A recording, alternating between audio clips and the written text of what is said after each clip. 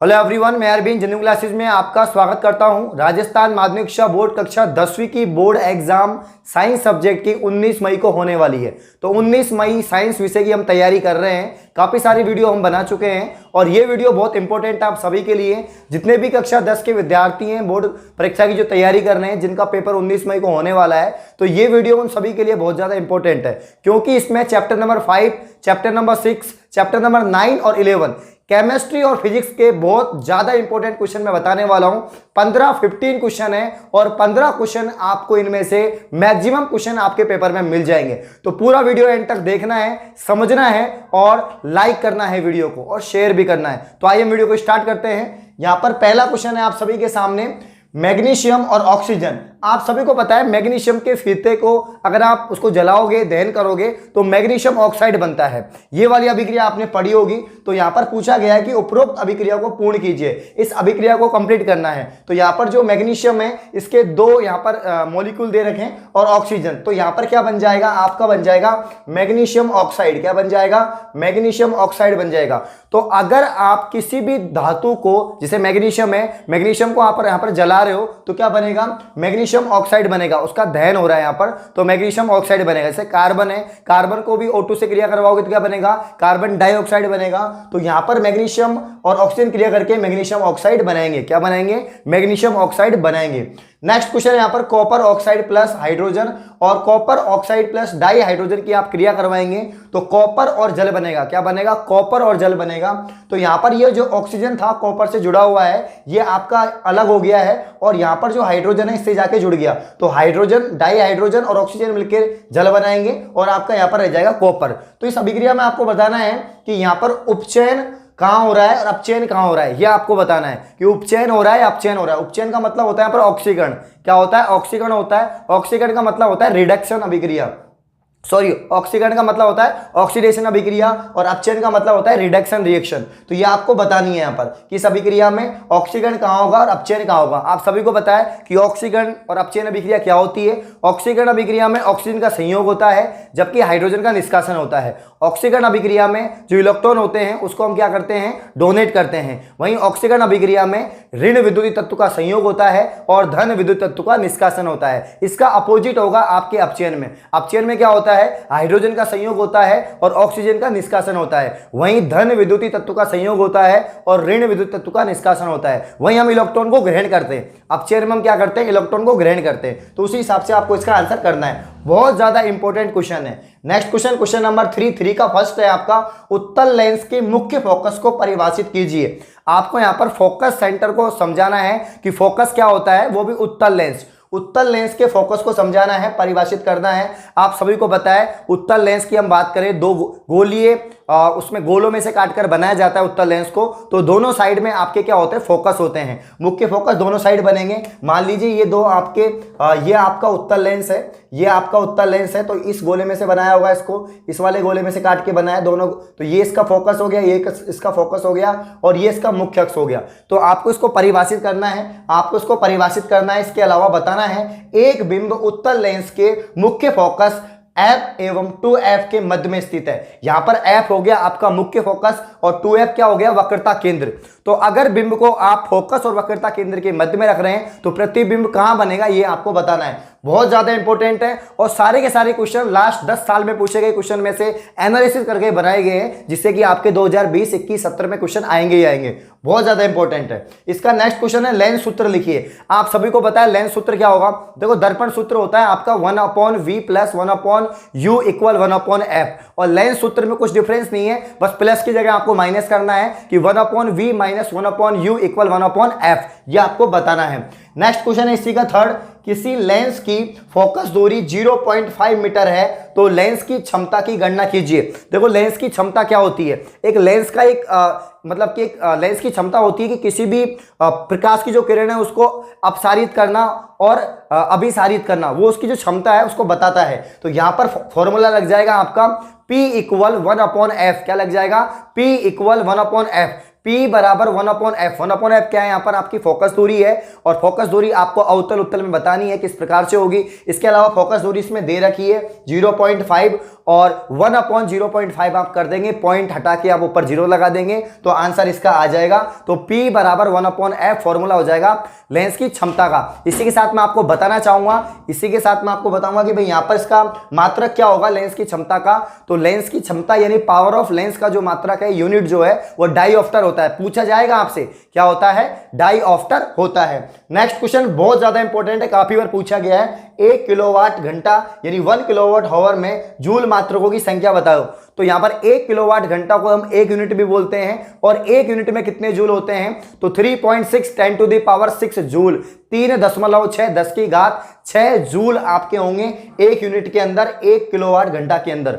Next question बहुत important है, निम्न को परिभाषित करना है। इस बार इनमें से 3 डेफिनेशन जो मैंने आपको बताई है आपको बिल्कुल मिल जाएंगी। एक तो धनात्मक और ऋणात्मक उत्प्रेरक, कि जिसकी क्रियाशीलता ज्यादा होती है, जिस उत्प्रेरक की वो धनात्मक होता है, पॉजिटिव होता है, और जिसकी क्रियाशीलता कम होती है वो ऋणात्मक होता है, नेगेटिव होता है। उत्प्रेरक किसे कहते हैं आप सभी को पता है, वह पदार्थ जो स्वयं अपरिवर्तित रहता है लेकिन रासायनिक अभिक्रिया के वेग को परिवर्तित कर देता है, उसे हम क्या बोलते हैं, उत्प्रेरक बोलते हैं। उत्प्रेरक के कई प्रकार होते हैं, सममांगी, विषमांगी, इसके साथ ही धनात्मक ऋणात्मक उत्प्रेरक भी पूछा जा सकता है।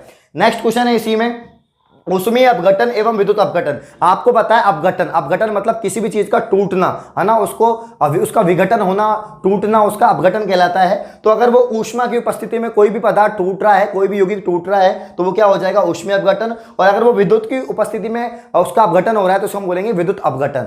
यह आपको ध्यान रखना है। संकलन अभिक्रिया का मतलब है संयोजन संयुग्मन अभिक्रिया। दो अभिकारक आपस में मिलकर उत्पाद का निर्माण करते हैं। दो अभिकारक आपस में मिलकर किसका निर्माण करते हैं, उत्पाद का निर्माण करते हैं। विस्थापन अभिक्रिया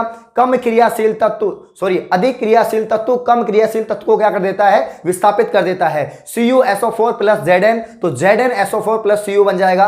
यानी यहां पर जो आपका कॉपर सल्फेट है उसको जिंक क्या कर देगा, विस्थापित कर देगा, और जिंक सल्फेट बनाएगा, कॉपर को क्या कर दिया इसने, विस्थापित कर दिया। तो क्वेश्चन नंबर यहां पर 6 हम देखेंगे, बहुत इंपॉर्टेंट है, चैप्टर नंबर 9 में से ही है, लाइट में से।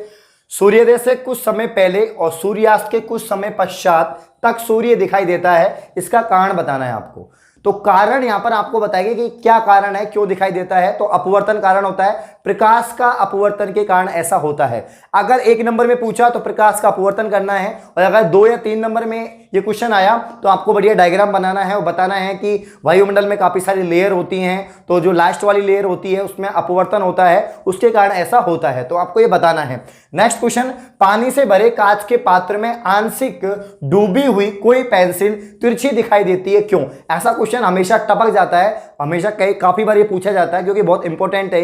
ये भी अपवर्तन की घटना है, प्रकाश के अपवर्तन की घटना है कि किसी भी पात्र में जो पानी से भरा हुआ है उसमें आप कोई भी स्केल, पेंसिल, कोई भी सुई, निडल कुछ भी डालोगे तो वो तिरछी दिखाई देगी, क्योंकि जब वो विरल माध्यम से सकल माध्यम में जाएगी तो वो अभिलंब की ओर झुक जाती है, इसके कारण वो तिरछी हो जाती है। तो ये आपको बताना है, डायग्राम भी आप बना सकते हो। तो पानी से भरे कांच के पात्र में आंशिक डूबी हुई कोई पेंसिल तिरछी दिखाई देती है क्योंकि उसमें प्रकाश का अपवर्तन होता है। क्या होता है, प्रकाश का अपवर्तन होता है। लेंस की क्षमता से क्या अभिप्राय है, तो मैं समझा चुका हूं कि पावर ऑफ लेंस क्या है, कि कोई भी प्रकाश की किरण अभिसारित या अपसारित हो रही है उसकी क्षमता लेंस की क्षमता कहलाती है। फॉर्मूला होगा कि लेंस की क्षमता P बराबर 1/f। 1/f का मतलब है यहां पर आपकी जो फोकस दूरी है वो आपको बताना है, और इसका मात्रक हो जाएगा डायऑप्टर। नेक्स्ट क्वेश्चन है, हाइड्रोजन गैस बनाने का नामांकित चित्र। हाइड्रोजन गैस बनाने का नामांकित चित्र, ये लास्ट 4 साल से लगातार पूछे जाने वाला क्वेश्चन है, RBSC बोर्ड का बहुत फेवरेट क्वेश्चन है। ये क्वेश्चन कैसे भी बन सकता है, अम्ल और किसी भी धातु से आप रिएक्शन करवाओगे, जब किसी भी धातु की क्रिया अम्ल से करवाओगे तो हमेशा हाइड्रोजन गैस बनेगी। क्या बनेगी, हाइड्रोजन गैस बनेगी। और आपको डायग्राम बनाना है चैप्टर नंबर 5 में, एक ही डायग्राम है, वो जो चित्र है वो आपका है यहां पर क्या बोलते हैं, हाइड्रोजन गैस बनाने का चित्र है। तो एक स्टैंड होगा, स्टैंड से एक परखनली लगी होगी, एक छोटा सा टप होगा, उसमें वो परखनली जो विलियन है उसमें जाएगा और उसमें धुआं निकली होगी, इसको हम बोलेंगे बुलबुले। क्या बोलेंगे, बुलबुले। वो हाइड्रोजन गैस के बुलबुले होते हैं, तो वो चित्र आपको बनाना है। बहुत बहुत इंपॉर्टेंट क्वेश्चन है ये। नेक्स्ट क्वेश्चन नंबर 9 तो हो गया, 10 देखते हैं हम। क्वेश्चन नंबर 10 देखेंगे यहां पर, किसी देश की औद्योगिक प्रगति की सल्फ्यूरिक अम्ल के उपभोग के आधार पर मापी जाती है। तो सल्फ्यूरिक अम्ल जो है आपका अम्लों का राजा कहा जाता है। H2SO4 किंग ऑफ एसिड है। सल्फ्यूरिक अम्ल प्रबल अम्ल भी इसको कहा जाता है। इसके अलावा मैं आपको बताना चाहूंगा कि औद्योगिक रूप से इसका बहुत उपयोग किया जाता है। क्वेश्चन नंबर यहां पर वापस बताना चाहूंगा 11, 75 kg का एक व्यक्ति 25 सेकंड में 5 मीटर ऊंचाई तक चढ़ता है तो शक्ति द्वारा व्यय की गई शक्ति याद करनी है, पावर याद करनी है। आपको ये फॉर्मूला लगाना है, mg लग जाएगा यहाँ पर mg/t, mgh/t वाला फॉर्मूला लग जाएगा इसका। नेक्स्ट क्वेश्चन है क्वेश्चन नंबर 12। इसमें फर्स्ट है प्रबल अम्ल एवं प्रबल क्षार के उदाहरण लिखिए। प्रबल अम्ल एवं प्रबल क्षार। प्रबल अम्ल जो जलीय विलयन में आसानी से आयनित हो जाता है वो प्रबल अम्ल होते हैं, जैसे आपके हाइड्रोक्लोरिक अम्ल HCl, सल्फ्यूरिक अम्ल H2SO4, नाइट्रिक अम्ल HNO3। वहीं हम प्रबल क्षार की बात करें वो भी जलीय विलयन में आसानी से आयनित हो जाते हैं, वो प्रबल क्षार कहलाते हैं, जैसे आपके सोडियम हाइड्रोक्साइड, पोटेशियम हाइड्रोक्साइड, ये आपके प्रबल क्षार होते हैं। यहां बात करूं मैं क्रिस्टलन जल से क्या तात्पर्य है, तो आपके जो फॉर्मूले होते हैं जैसे NH2CO3.10H2O, CaSO4.10H2O, तो ये आपके जो लास्ट में जो लवण के जो जल होते हैं, जल के जो अणु होते हैं उनको क्रिस्टलन जल हम कहते हैं। नेक्स्ट क्वेश्चन है क्वेश्चन नंबर 13। शक्ति किसे कहते हैं, मात्रक लिखिए। शक्ति की परिभाषा देनी है कि कार्य संपन्न करने की दर को शक्ति कहते हैं। शक्ति का मात्रक होता है वाट। क्या होता है, वाट। वहीं मैं बताऊं विरंजक चूर्ण का सूत्र लिखो, बहुत इंपॉर्टेंट है। विरंजक चूर्ण का सूत्र पूछा ही जाएगा आपसे, तो CaOCl2 कैल्शियम ऑक्सीक्लोराइड, इसका फॉर्मूला हो जाएगा CaOCl2। तो बहुत ज्यादा इंपॉर्टेंट क्वेश्चन थे ये, आपके करीब 14 क्वेश्चन है जो आने की पूरी संभावना एग्जाम में। और भी ऐसे वीडियोस लेके आऊंगा, इंपॉर्टेंट क्वेश्चन लेके आऊंगा सभी सब्जेक्ट के। तो ज्यादा से ज्यादा इस वीडियो को लाइक करें, शेयर करें। धन्यवाद।